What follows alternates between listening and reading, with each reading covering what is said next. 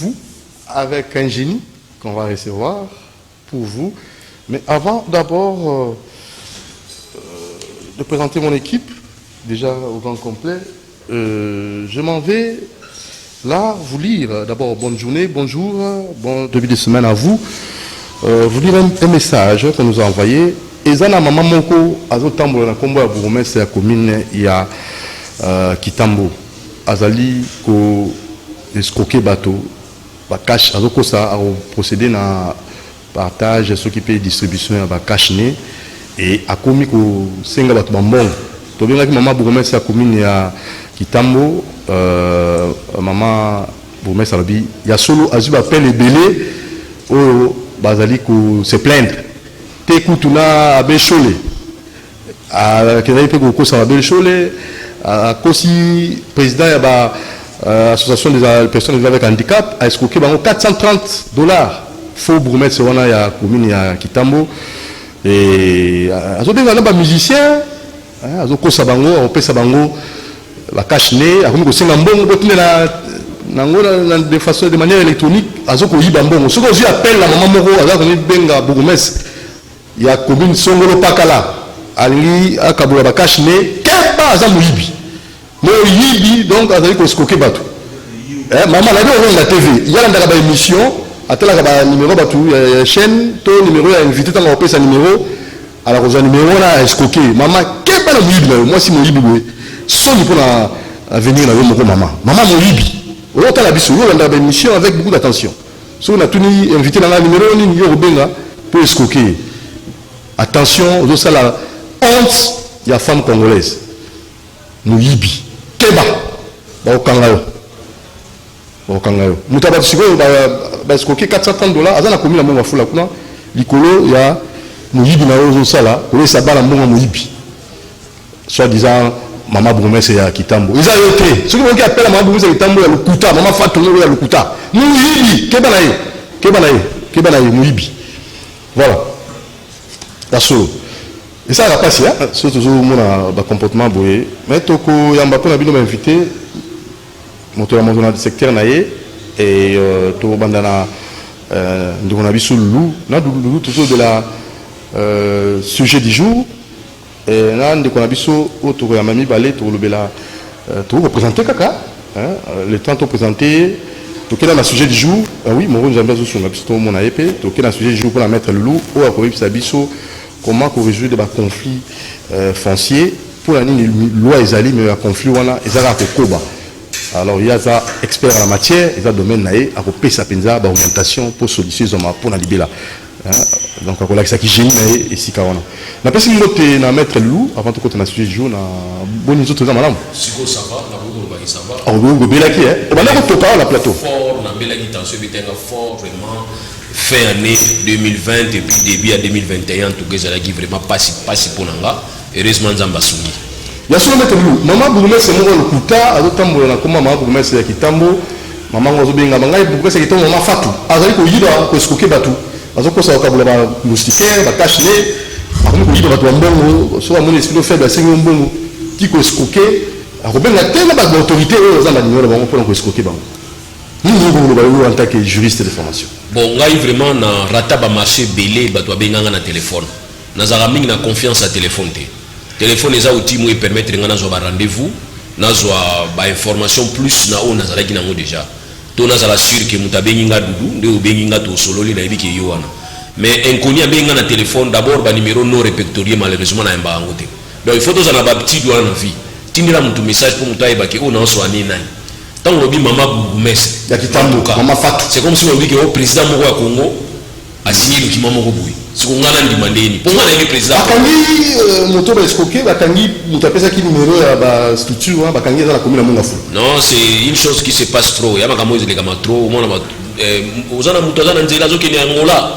benga biso ba roulage benga o benga boy o so okay oh non akufa tinda mbongo ngala bisa oka ke bokunda soka kufu bokundi kuna oh ndeko na yo abi bokunda ye kuna isili omona soka za farcer la rutika tu vois donc bilo muswa mike ndenge wana so bozo yiba maka na bilo ndenge wana itali bilo ponga en tout cas na kopesa numéro na ngande kuna ngo benginga ngamoko terrier les grands maîtres so benginga na evingi na osala yo donc nane na siraka bango bango bayaranga muso asa finganga comprendre finganga fort otinda mbongo na recruter yo na HR ngabi justement ngam nazo recruter ba tutinda na mbongo no epananga bamo mutabaye na ye abi imbécile ngabi merci pour me yate voyez donc bilo mususu yango na faut comprendre bozala imprudent ngana saka vraiment na biki na rata ba marché belé pour na nini po na saka très sceptique na téléphone so benga na téléphone muso ko benga na téléphone o kop mo ya liawa yo pesa ka $50 yo ko $100,000 kasi so na yo ngoti yo so na yo na za $50 te yo siko $100,000 wana so na yo pwani ni kopa makasi ni ngono pesa nga yo boya nwango na se aboya mbo donc biloko wana osenga ka pa population ne bozala ndé prudent il faut avoir mon esprit muta e pa na yo talega na misu boye mo comprendre que oh maya mais so banga banga et puis ya bengio ngama mafatu na opesa boye na pesa mafatu ngam na kusuki utina na la umsoso tininga ba crédit ngana ba nena ubenga yo pona tini rombo voilà merci alors Fumba Gracia Boni en tout cas santé bien ngolo nzambe mwanzo to pe tungisa ki mwa muke mais sikoyo ça va débit à nango ndenge ezalaka soki etake bino na fin nete débit ane nzoto etungisaki mwa moke batu babengaki bamama bazalaki koprie makasi mpo na ngai en tout cas napesi bamama nyonso ya Congo mbote partout oyo bazalaki kobenga bazoprie en tout cas sikoyo vraiment président na bino ya union des ethnies santé sikoyo normal yango na ye mpona kotalisa bino ete minute au santé ezali bien. Merci tozala na yo la deuxième partie ya émission. Première partie, toquer le sujet du jour avec Maître Lou, Alain Kabongo, on fait jaler. Il y a Fisson tout de l'autre côté. Hein, et moi, Djambé qui réalise. Hein, voilà. Je peux déjà me permettre d'avancer dans le sujet du jour. C'est parti.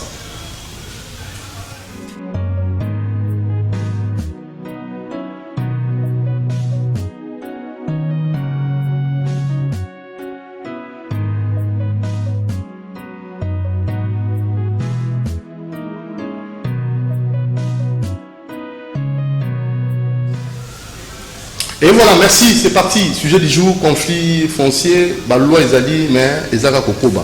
Maître Lou, en tant qu'expert, on a évité Nini Oyo ça comme orientation pour ma caméra Penza et quoi possible. Mais quand même, vous êtes conscient que pratique on a tel lot aussi la tête. Bon, normalement, na eu tel conflit foncier d'abord ils ont domaine il y a loi.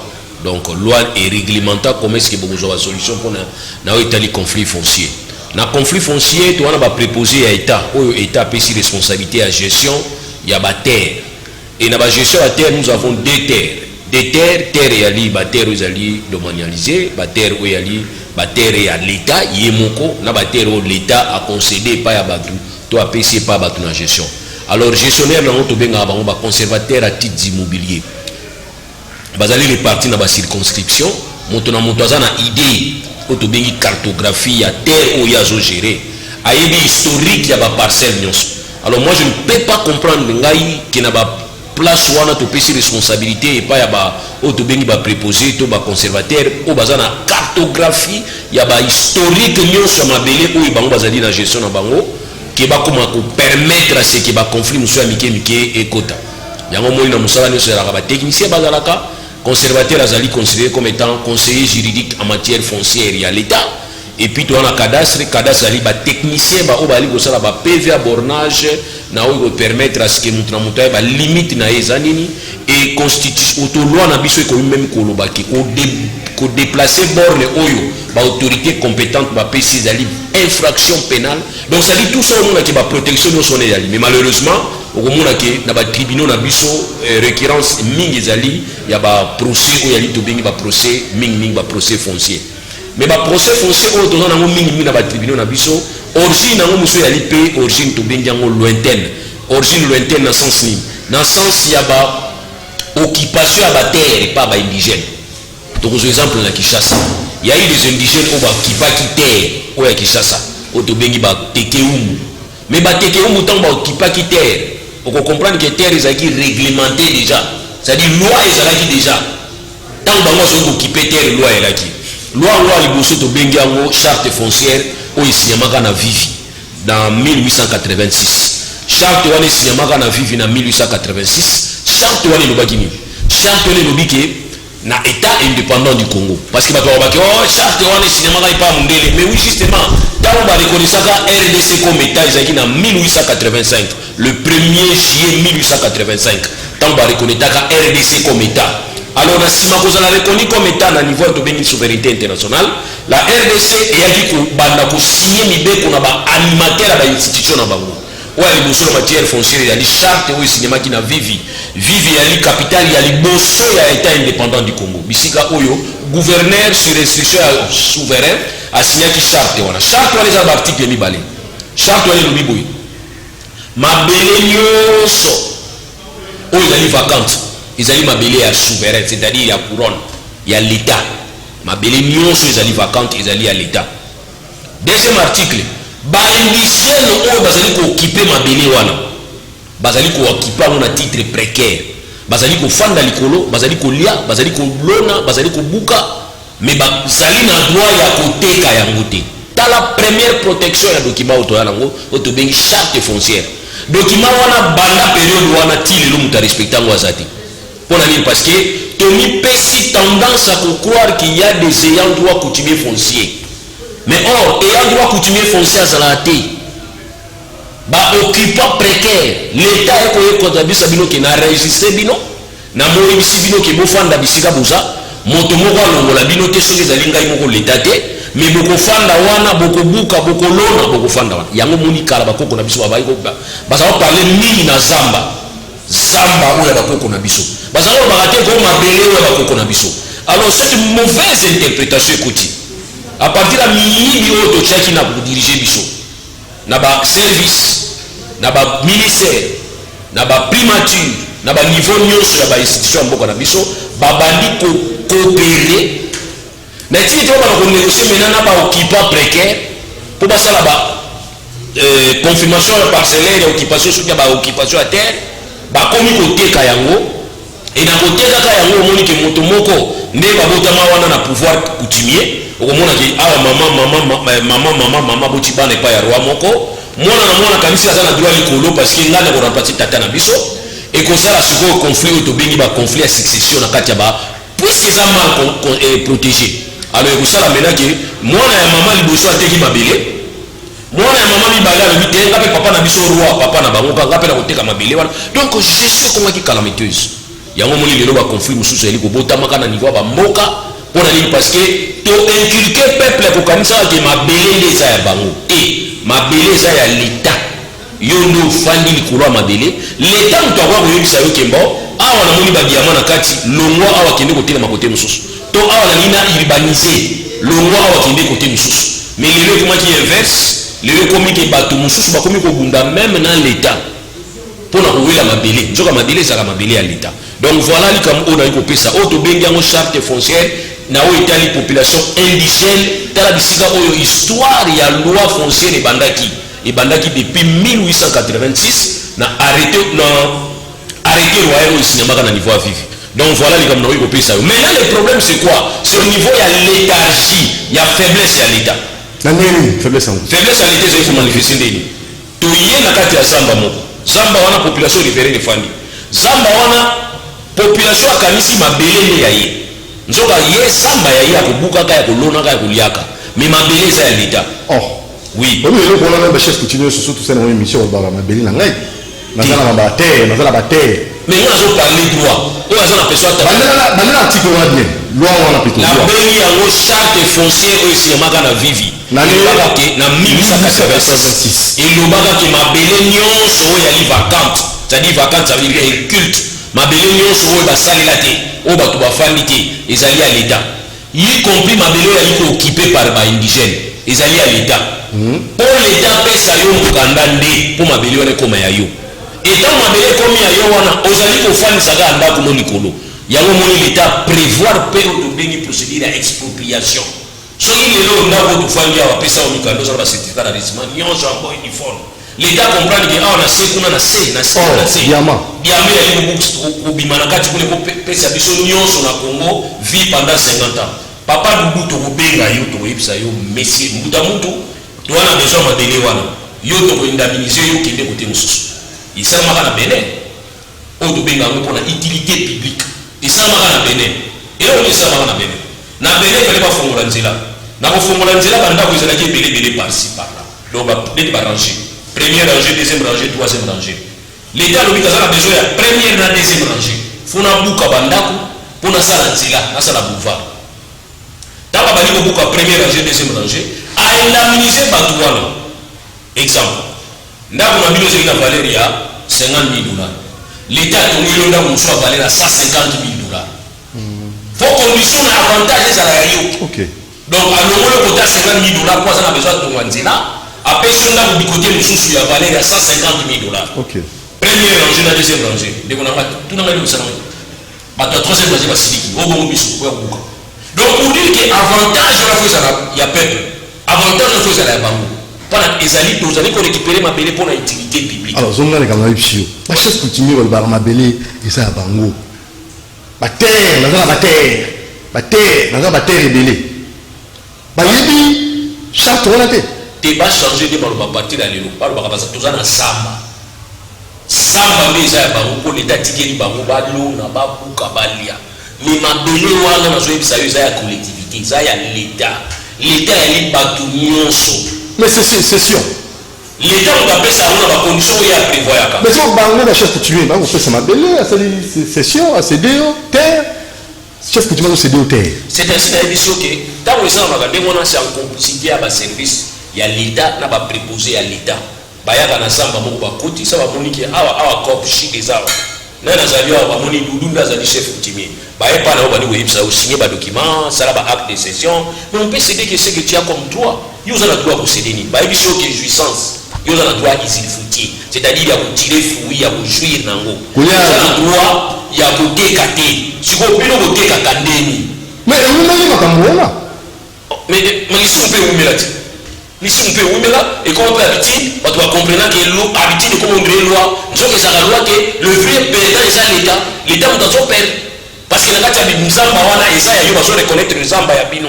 Tant on a l'État dans jouer la Zamba wana ko ya et pas na yo. Yo chef coutumier ya Zamba wana na ye.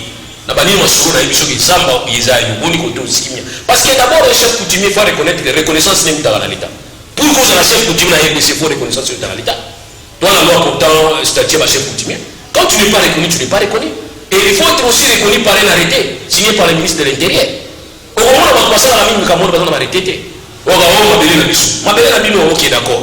Parce que ça semble que tu dois aller au Teka Moko, na tout ça. Pas conflit, on va parquer, on va tribunal. Na tegela yo chef Kingali. Na pas même chef Kingali a dit chef Kingali il papier yanga. Papier yanga. Mais tout ça vous ne comprenez pas que vous allez faire escroquer les gens l'argent. Or l'État a l'obligation de battre la yo, biloko na yo, biloko na ombo pe ya yo pour battre la yo. Et vous serez maintenant face à un cupide, or vous allez reconnaître, il va commencer à vendre les terres à plusieurs personnes, ma belé moko. Ba conflit aux gens na yango na mususu. Ya auto lobi ke biso to lingi une gestion efficiente. Na ote makambo ya gestion ya ba ma belé, peut poser pas problème té. Parce que problème au côté ma belé, on poser pas problème côté mususu. Quand vous allez laisser la gestion à ba coutume, ba terre na ba coutumier, un problème pour c'est parce que dans le biso alobi que oyo ça s'est installé à niveau ya RDC avant 1960 à l'origine congolaise. Mais quand nous faut s'installer dans terre, il faut avoir cette terre. Alors ceux qui vont dire terre on a gestion dans les calamiteuse, nous tous on doit libanda à s'arranger. Na chef coutumier on a sur ma village qui nous n'a pas ma village encore pour bien aller. Tout ça il faut revoir la loi et ça mais pas mauvaise l'applicabilité parce que la solution on a pas de problème là volonté politique et ça volonté politique parce que tout le monde vient dans l'esprit pour profiter seul.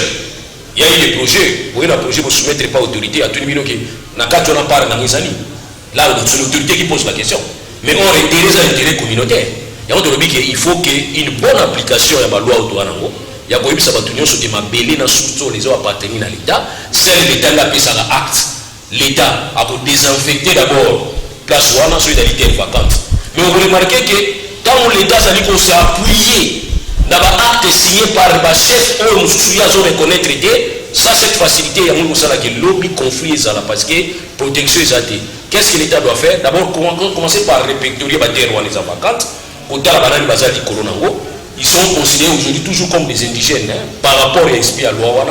Total à mettre dans la décider ko yebisa bango ke yo fondaka awa to pesio dans un cadre reconnaissance morale koko na bino fondaka awa to kutaka ai awa po ba tout soit kutaka bango na l'état est kuta bango puisque avant 1985 il y avait des gens qui vivaient mais l'organisation la forme à l'état et au banana 1985 maintenant tout le monde est obligé à côté de la logique il y a état comme organisation dans un territoire il y a un moment l'état le dit pour la reconnaître chef coutumier il faut l'état de la reconnaître ici s'il faut question seulement pour il va rétablir l'autorité de l'état l'autorité de l'état est tellement trop bafouée dans le secteur c'est ainsi au monde que cette faiblesse cette léthargie il y a créer des lois qui va conflit à la inutile de part et d'autre va conflit mon frère je comprends que dans la RDC dans le 21e siècle tu as une capacité à vocabulaire bamboka mibale te okoyoka na kasa yo des villages bazokunda babunda ba limite parce que l'état boye kokende kuna l'état boye kokende kuna asko bozoka mo dira na kisasa to bundela ba 1 cm mais na zo sabino ke na bamboka musu bazokufa rien que pour la limite ya mboka zo banati et aujourd'hui nos politiciens RDC ba komela petite nini ya ko créer ba village ko za la village kalaté or un village ko za la créer il faut conseil des ministres oui bien un village pour créer un village entité décentralisée et comme une entité de village il faut que le conseil des ministres décide pas il faudrait que le premier ministre a décidé mais le conseil des ministres il faut pas siéger le ministre nyonso ba pesi option na bango bandimi après ba commission mais biso de côté na biso mosusu na communauté na za député tellement na za na succès makasi na Kinshasa na force makasi na qu'est-ce que je dois faire na bali ko chasse ko mboka moko za la mboka te comme siko mboka pour permettre ngana zo moi circonscription.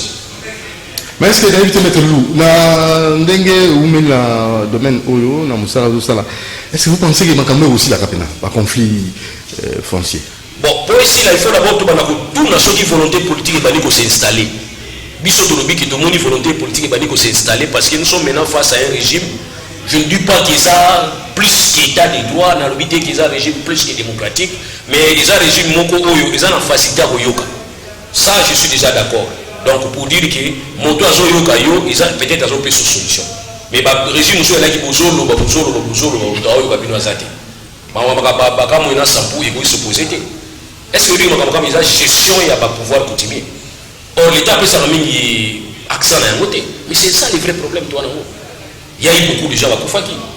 Tous ces problèmes. Sauf qu'il y a un groupe banangati. Baoui la maille. Ok? Village ou village baoui la limite. Mais dans le village, nous sommes tenus par un banda bako na biso bazala wana bazaro yo banaka. Lelo bazo yo bana suki. Pona ni bana na bango maile ya koto na bana na bango maile ya koto ba yokuta na Kinshasa babandi conflit ya mboka ba na Kinshasa. Ale babe ko alimenter siko na mboka.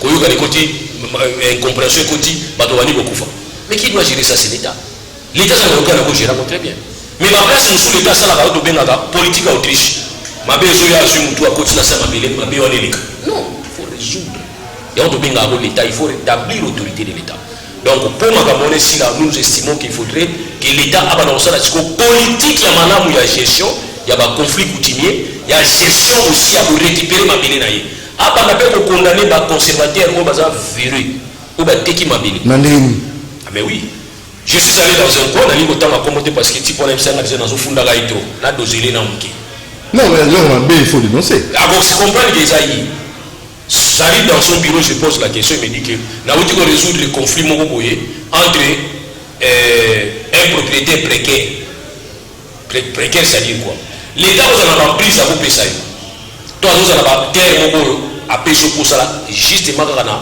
destination agricole na pêché au sala bilanga na pêché au précaire na pêché au libérati alors tu prends un agent qui a mon banda 71 ba pêché qui a mon parti wana mabele wana asala bilanga comme ça va destination zali ya pour sala bilanga au cours des années a changé destination yemo abali ko katela batu ba parti mabele ba tonga banda conflit bandaki na ba riverain ba villageois pembeni lui en tant que le préposé à l'état a commis sur place pour résoudre les problèmes tant a commis sur place pour résoudre les problèmes en tant que conservateur actif immobilier oui parce là il auto yo kana kaka tozo mabele no store pectoria mo to kabula par 3 papa wana azwa ndambu bino ba village ko zwa ndambu biso pe to zwa ndambu to moni solution to zwa malamu ya mwana mais tout le monde dit que na bomi moto ouais bomi moto mo pelise ni lita moto or yo za intérêt à l'État mabeli wana isa ni atata wana parce qu'il y a une autorisation précaire révocable à tout moment et surtout qu'à changer destination nango ils ont une destination agricole il y a comme ça au dégâts et comme il y a et en plus comme ça les villageois vous n'êtes pas des propriétaires de terre villageois sont propriétaires de terre à moins que ça a un certificat d'enregistrement dans son lobango nous avons contredit dans ça dit villageois vous allez propriétaire de terre vous allez occupant maintenant les vrais propriétaires c'est l'État donc ce qui m'a dit conservateur wana nelo sona mabele nyonso wana ok nazina mabele nyonso wana na tsheko toyo na tsheba mobino yo document sawa o preke na misu na pasoli yango na sali lo lettre na biki na révoquer ok ngai lita na révoquer yo ngai na fanda bakoko na biso ko bazala na histoire wana koko na biso koko ya koko afanda ka cimetière les amis yango bakunai awa cimetière les cimetière ko na oui cimetière les ali ko lakisa ke moto afanda ki awa parce que na tango wakala bakukunda mutu musika te nde biso lokoma lelo kokunde mutu kota ba nécropole kala yala inde mona te na coutume africaine faut kunda mutu pembe po emo ngwa kila mai emo ono funda ka batu faut za pembe na mboka wani za problème te ya ba site moko touristique il faut préserver l'état ko yake po apanzango aboya ko ya ko example que bango bakolo mabele parce que bazana cimetière ko na eza na papier baba ko mabele parce que cimetière ko na bango na ko changer te soki bakolo bamuno so chef coutumier so osilikelanga possible nga mo mpe nazala chef coutumier kolo mabele ezala na papier oyo l'état apesi et puis l'état so reconnaîtra akopesa bango quand soko apesi bango mokonu soko osali badémarche bachef coutumier oyo bazwa papier bakolo mabele oyo bamibengaka kolo samba bakolo en fait bango bamibengaka kolo samba bakolo samba bango babengaka yango te mpo bazolanda ngai bachef coutumier nyonso bango babengaka yango bango nde bakolo baterre naza na baterre baterre na ngai naza na baterre le droit de propriété ne se transmet que chef coutumier asolo efaka na terre babaka bongo chef coutumier asolo efaka na terre oui baboyi te faka na terre oyo ozali eza limité epa na yo mais eza terre na yo te koteka il y a l'obligation ya kocomprendre eloko wana tu gères une population bavillageois oza na bango et par des institutions oyo botia coutume na bino et vous avez un territoire défini et ce territoire défini eza yo te eza l'état mais l'état zo reconnaître bisika wa pourquoi pouvoir na bango ezaka ya reconnaissance botuna na question na te tout comme l'état va koyebisa oyo na reconnaître na yo te comment tu vas commencer à dire que terre na yo les trois attributs esalaka pouvoir ezali population institution et terre soki boreconnaître bango frappé l'état kosala eloko place wana bisimbi bazokotia mabulu ezosimba te danke ekokanga maplace wana tout ça parce que bango wana pouvoir coutumier to bakobenga baboa babanyoka tout ça batoni na zamba mais les colonisations esalama te pardon mais les colonisations esalama te ça veut dire mais les colonisations esalama te ta omoni ndenge président aza wana Tshisekedi ntango azoprêter serment na butu na moi so oza ndoki kende oloka yo okufa te okunda olobi mais ye aza ndoki te attention avec ça nzambe institué l'état et tosengi biso tozala en collaboration na l'état et il y a des lois yango moni kala elaki nzambe abanzaki yango il y avait un roi oyo aza kodiriger Israël mais ntango batiaki makelele abanzi azwi juge atie boye azwi roi atie boye mais bango nyonso bazosala na pouvoir ya nzambe okobwakela chef d'état mbasu te esimba te so oza opposant makasi bwakela ye mbasu esimba te donc c'est ça que les gens doivent comprendre okozala ndoki moko makasi l'état osimba te à moins que l'état eko babebisa mais quand tu fais ça pour l'intérêt général esimba te alors à tous les chefs coutumiers baza na génie kongo lelo yo oyebisa bango parce que baconflit outindi wana conflit foncier eloko tokoyebisa bango baza na bango nyonso voilà eloko tokoyebisa bango ezali nga eloko nakoyebisa bandeko na nga bachef coutumier nyonso tosala oyo tobengi corporation ya bachef coutumier nous avons déjà une loi portant statut ya bachef coutumier mais aujourd'hui corporation wana eza te baavocat baza na corporation na bango anatc ça c'est une association moko bayaya moko bacourage basangana bamédecin bana corporation na bango bapharmacien bana corporation bainfirmier bakalabini te bajournaliste bona corporation basanctionnaka bino oui bien sûr azolenga babengisinga IPC non INPC babenga to imasa kende courage nazala encouragé donc tout ça ezalaka bien pour permettre à ce que justice na bino ya kati ebala kosanctionne bino au regard ya batexte na bino le chef coutumier dans la libre. Exactement. C'est ainsi au monde des autres années. Anacé, ce qui anacé. Avec le président Kyung. Inasbel. C'est Inasbel. Une association ne peut pas venir. Nabi Okito. Mais l'État reconnaît que les corporations et les chefs coutumiers, parce qu'on a éthique, na déontologie, parce qu'on a respect à la loi. Parce que ça va qui m'appelle Mabélé va te karaté. T'as un vrai chef coutumier qui m'a dit. On a du niveau. On a du niveau. Oui, au niveau volume. Un vrai chef coutumier a été à Mabélé. Soit à Teki. Donc, ce qu'on y est, quand on a un bassin à moitié, ce qu'on y est, on a besoin de débattre tout le monde. On a une lone. Banda va dire qu'on a lone. Condition à biso ya moula. Ce qu'on signe, l'on a lone à yokene. Ah. Mais il va nous dire Mabélé chef coutumier. Bah, on va après, bah, Koutani. Bah, père, la biso, bah, on a biso, Kalabazaka, bah, Basia, bah, papa, bah, 4, 5, 6, 7 femmes. Parce que les deux monde chef coutumier a été la spécialité des ventes à Mabélé. Chaque fois il va parquer au samba. Ah, comme expert. Nous, moi je passe à la rigolo. Est-ce que oh non, ils sont malins, très sages, un petit point. À côté que nous Mabélé pour signer l'acte de vente. L'acte de vente pour ça pour chaque dimension. Ah, on peut cette dimension. Mais localisation ils a dit. Il y a un micro ministre et a fait foncière avec il faut localisation ils a la carte de document. Localisation ça dit PV à bornage. Pour ne pas limiter. Exactement. So tant que somba qui nous était nous allons dire au biquet ah nous était à référence nous était tant que yo domité mutumu so aye simana yo ategele ga bisika ba so ko yo za courage te o ya liboso ba ni balaza courage ba ni boto tant que yo ba okuta mutazo tomboki na ifunda na parquet tant que funda na parquet akoya afai na parquet atulini o teki so habité te descendre sur terrain maïsa yo la si on était à toutes nos questions. Dans la constitution de l'entité, ça qui te prouve que nous avons une entité? Mais nous sommes au Tonga. Dans la entité, nous sommes en entité. Alors tout ça, il faut protéger les bateaux, les parquet. Parce que nous sommes en problème. L'État faut pas nous accompagner. Pour nous accompagner, ceux qui ont les libertés, c'est timide. Vous savez, bureau, tout doit se passer là-bas. Et avec des techniciens. Comme ça, ceux qui assument un peu, c'est pas comme ils ont un faut qu'il y ait un chef coutumier, beaucoup de peuvent à bornage, beaucoup à borne, parce que les loyaux, intangibilité pour déplacer ma borne. Au oui, on déplace borne, non, l'État déjà quitté. Ça protège qui? Ça protège la querelle. Mais aujourd'hui, les gens ne sont pas protégés. Tout ça, ils ont une mauvaise gestion. Mais si on a une bonne gestion, vous permettre de on en basse, on se met pour la banane. Et c'est la langue du monde qu'on s'embattait. Donc voilà peut-être recommandation de c'est pas l'État. L'État comprend que c'est lui le vrai propriétaire à Mabélé. Tout ce qui arrive, c'est pour l'énergie à l'État. L'État ça complice, ça va côté de souci. Alors maintenant, téléphone, bako bengayo, toté, to ba bengayo. Ma mère m'a fait tout là. Mère moi so kombo m'a fait tout, vous ça comme kitambo ba tout innocent, tout bengele lo lobi ayi na kambona te. Kutu vous ça maman oui biona lobi. Le bazana avec une presse, baya pour kabula ba kashine na komi na kitambo. Faut maman Fatou, dans le niveau.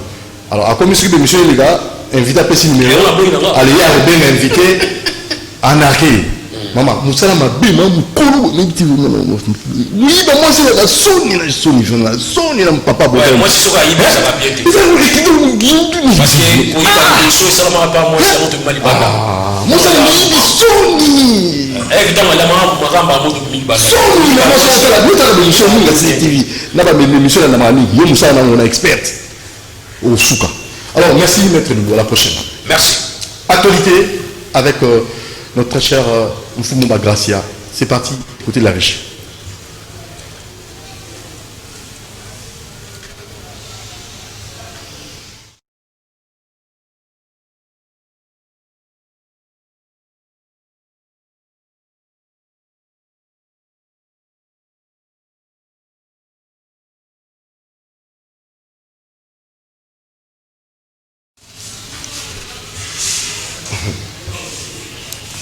Voilà, merci beaucoup. Nous avons une actualité. En tout cas, merci beaucoup, Alekabou. Non, objectif. Voilà, passe à l'essentiel.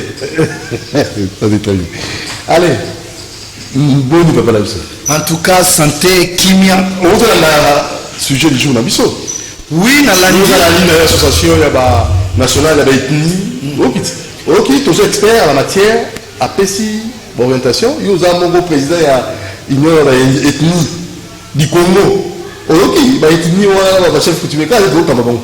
nayoki eza yango mpe bamakambo oyo toza nango na kati ya biro na biso na kati ya parti bamakambo mingi tozwaka yango wana me tosalaka na mwa moke biso toya nango ya kosangisaka quelque bachef coutumier tokitaka mpona kosangisa bango mpona kolakisa bango me de tant que non te tokómi na sommet ya makambo yango moni toyoke me toza na makambo wana tu yango moni olandi nde maître alobi ke ezali leta nde fo tozala na leta moko azali visionnaire mpo tozala na leta moko azali capable mpo tozala na leta moko azali capable ya koassume donc de soyons biso tolobaka de 60 style lelo tozwa leta tout tozwaka bato tout tozwaka na sommet ya leta bazali bato oyo bazali bavisionnaire te bazali bato oyo bazoya baye donc akanaki te kakokoma un jour président mais pour akomi kaka bo akomi président donc azoye beloko akoki kosala te mais biso nous sommes bien préparés mpona kogere mboka mpona kogere basituation nyonso oyo toa nango bamakambo oyo batrouble tout oyo ekosila nango lobi mpo lobi ntango tozwa bokonzi sala organisation moko ya kitoko l'état vraiment azala l'état oyo azali capable l'état oyo azali capable ya koprotéger population na ye mais tandis que l'état oyo biso toza na ye lelo oki l'état ye alobi ke conflit oyo eza boye bon tokabola mabele yango par 3 yo zwa boye nga nazwa boye nga nazwa ndako omoni babiloko wana ekosila yango toyebisa bato en tout cas bazala bato bacongolais bapatiente vraiment makasi 2023 etikali moke mpo tokóma mpona toya tochange makambo en tout cas makambo tout toyebi yango me bacongolais bopatiente bomoni souffrance oyo touti nango de 60 ti elandi biso ti lelo esila nango na 2023 ntango tokozwa bokonzi nde tokoya tokochange makambo nde tokotya état de droit ya solo nde tokotya vraiment mutu congolais se sentir à l'aise se sentir ke vraiment naza epa nanga soki nasombi eloko omoni me makambo ya mabele awuti koloba wi makambo tolobi eza c'est normal mais tout ça m'a pourquoi parce que l'état zaté mais toya kochanger yango ntango tozoya na 2023 tobanda bokonzi yango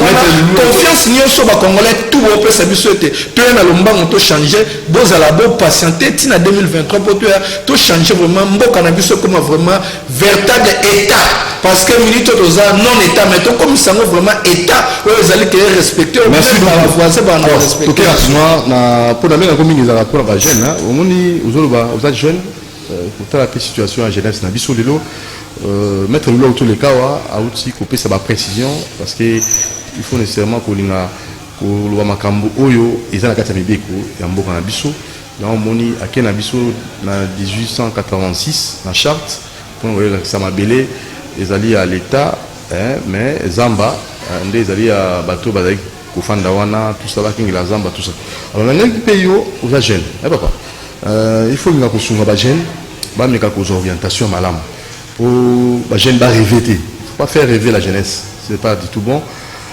nini oyo kokoyisa babilenge nabengaka o mingi yo monaka lokola neti ezalaka masekini eza na litomba mingi lelo prise de conscience ya jeunesse na biso na secteur ya mosala bajeune oyo bazali na misala te conseil nini okopesa na bilenge apesi ndakisa mama moko akomi koanarke bato kozala nimero bato mama Fatou bungesa lokuta ya commune ya Kitambo azotamona kwa mama bato mama bungesa bato to benga lelo abi ayi makambo wana te mama mwasi boye ti escroquerie ti ko anarke bato oyiba bato bambongo batindele mbongo tout ça alors yo ni nzeba bilengi oyo batala misala te ni bakoki kosala comportement ya jeunesse na biso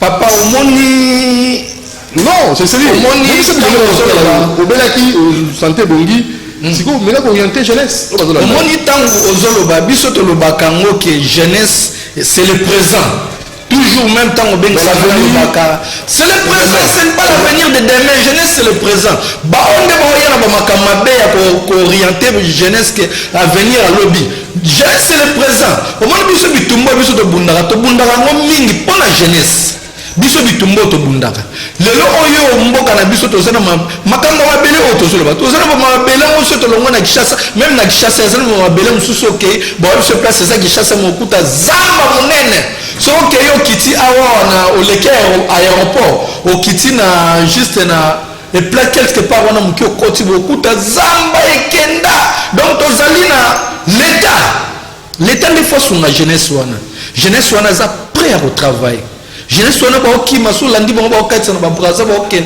na bangola so tel bazo travailler na Brazzaville la plupart bato ba travailler wan so nos jeunes quinoises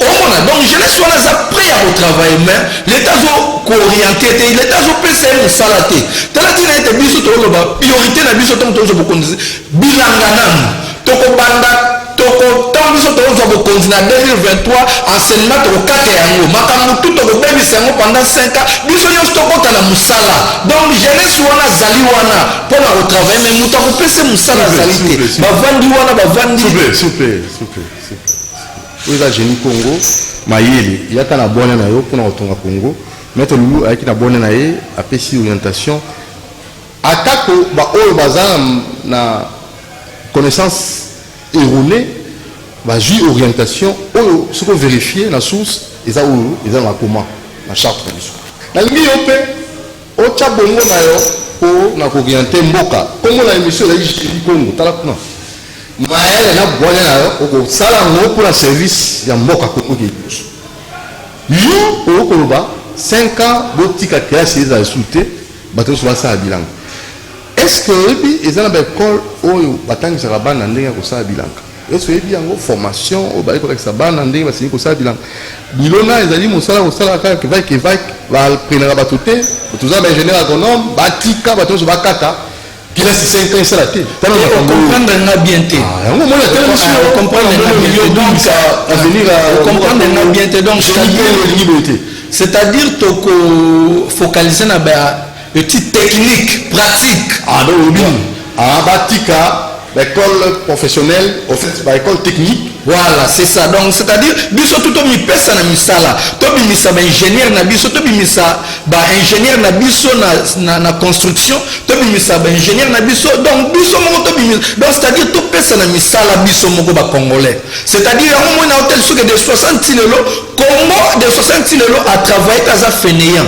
donc c'est-à-dire donc il faut ba jeune ba sala ba kinda mingi na ba école professionnelle voilà c'est-à-dire il y a moins de place notre sur des faut dirigeant mo oya azala capable visionnaire il y a rien qui ba de 60 lelo ko tala bilenge bango moko omona ka ndenge nini en tout cas si les congolais hein tu vas critiquer mon doté azali na bosenga azali na posa wana penza ya kosala mosala bazali na posa wana bilanga ya pêche bazali na posa wana letanda bola parce que mon l'état ça papa na makasi si azu bilenge bakulu na bazalaka bakiki kosala bilanga na kanya makasi c'est non mais na moyenne na moyenne oba na moyenne makambo kuna te papa na moyenne to bito zana ba bilenga ngo baze belé a oba tikali ba osala te yo zo focaliser ka bakulu na za ba jeune mususu ba sisi ba université baza ba chômer on a ba jeune on a pas pas travailler les ba jeune donc tu vois donc ça il y a un total sur que l'état o azali visionnaire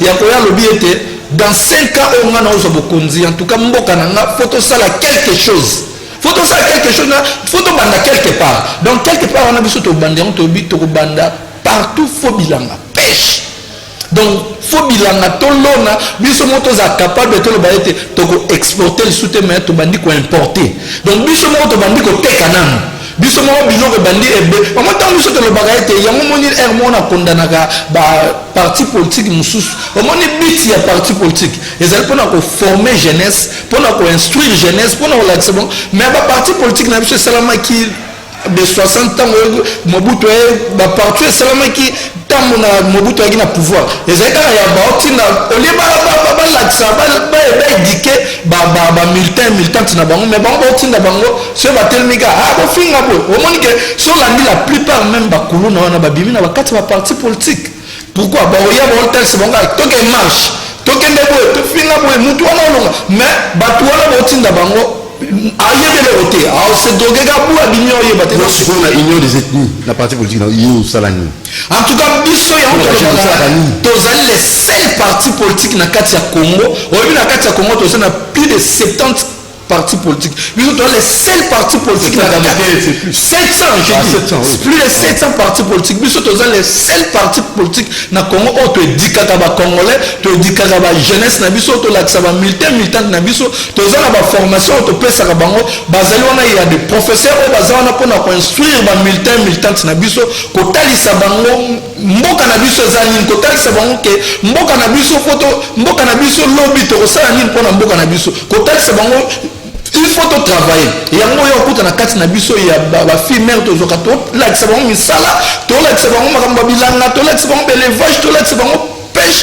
Nathalie Saroti slogan biso to yakana bon c'est chasser les Paris na Kitoko bon c'est chasser les Washington na Kitoko bon c'est chasser les Bruxelles na Kitoko bon c'est chasser donc biso na effort personnel biso même il y a d'autres bourgmestres ça va battre mais biso to ba jeune dans la muka chaque 5 heures toujours sa propriété ba bilo ko la ça tant to za de candidat qui chasse biso na biso za tout transformer Kitoko qui chasse eleka Paris na Kitoko un parisien so wuti kuna ye akama bena qui chasse l'équipe Paris na Kitoko et qui chasse les Washington na Kitoko aux États-Unis à côté ça c'est danger mais nous sommes en train de faire ça ceux qui sont Chine to ngama ezate ba mindele ba ibe to machine ba mo ba chinois donc volonté on ezali to zali pe na ba jeune na biso la jeunesse congolaise baza prêt il y a un total ça donc jeunesse c'est le présent donc ba jeunesse na biso baza prêt ya ko sa musala oyo ya mo na kati ya parti politique na biso union des ethnies du Congo biso to zana pona ko détruire jeunesse tandis que ba parti musu bazana pona ko détruire jeunesse biso to zana pona ko sa jeunesse oui toi on a pour notre jeunesse c'était Congo et avenir à Congo c'est kitoko Congo ya biso moko nde bato tonga Congo donc pour la robenga to sukisi en tout cas pour la robenga ngai bato banga mama bumeso na tazo zo numéro bato mama fato kuta te mama na kuta ya to indiquer to tel c'est que moi si faut à l'exemplaire to c'est na kuna mama na ya éducation vraiment ya to indiquer que à profiter pour l'éducation parce qu'azali mama ou azali si on va présenter Congo à l'objet mais sur les alliés au monde d'être na biso ba déshonorable au monde à bazana parlement au monde à mutumsu ça la chaîne molière car quoi la ça va bêtise la ça va ni ba bilo on a pu un moment hôtel mais si ma parler on va être mandat na bino oyo bino ezati 2023 ba monsieur les cartes na parlement mutumsu le parlement ni kebe bo les cartes au monde c'est monsieur, il faut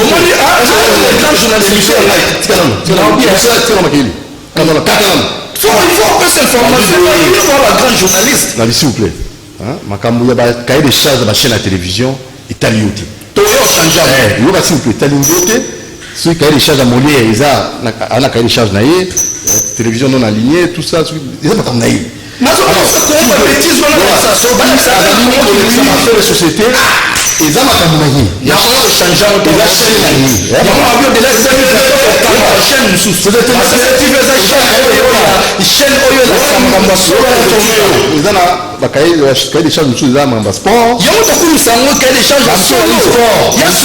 vous plaît, monsieur la religion, monsieur Lali, thématique, s'il vous plaît, oui, car au chrétien, la chaîne à Batou. La chaîne, s'il vous plaît. Il y a une chose que n'a pas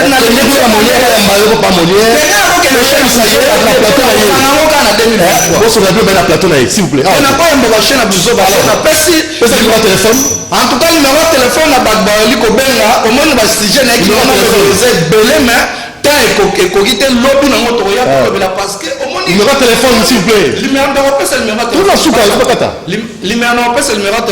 téléphone, les Aliba, pour ça, candidat président en 2023. Candidat en 2023, mais comment on va changer en 2023? Mais papa, candidat président de la République en 2023, on a vu qu'on change. En 2023, tu as liste à la pression aux alakats. Sinon, il est comme une aventure. Candidat président de la République en 2023. Plus 243 89 026 22 66. Plus 243 89 026 22 66 bitumba ezali munene tozana ba pasteur otobenga ba pasteur to bundisa tozana ba journaliste to bundisa tozana ba déshonorable on ba 2023 ba le kalsute to bundisa ba congolais boyebi yango boyebi bango na 2023 ba lekate na 2023 ba voter ndeko dudu monsieur comme député comme président de la république na 2023 c'est la campagne on mususu ba iboli mbongo na bino ya mandat oyo esili pour alors il faut ça va qu'on va conseiller hein nazana ba conseiller journaliste ici yoka ba yoka moni tika bloko sala wana sur la pétition yoka. Merci beaucoup. À la prochaine lobby tout dans le numéro mususu moni ba invité la grand génie Congo to yamba ndeko ba pesa makanti lango mais j'insiste sur le fait Bougomès a le kuta ya commune à Kitambo moko zo yiba batu bambongo ko escoter batu na sima ko mama Bougomès c'est fatu tika makambo wana on va fatu to be na yiba makambo sala te mama keba tika bala Congo kimia ozo ko yiba batu bambongo na sima ya komba maman Boumé c'est Fatou ou ya commune ya Kitambo. Arrête avec ça maman. J'insiste sur le fait. Quand on kangale comme golela. Si vous savez j'ai bien bon nous liba on. Mais un jour on kangale. Ciao.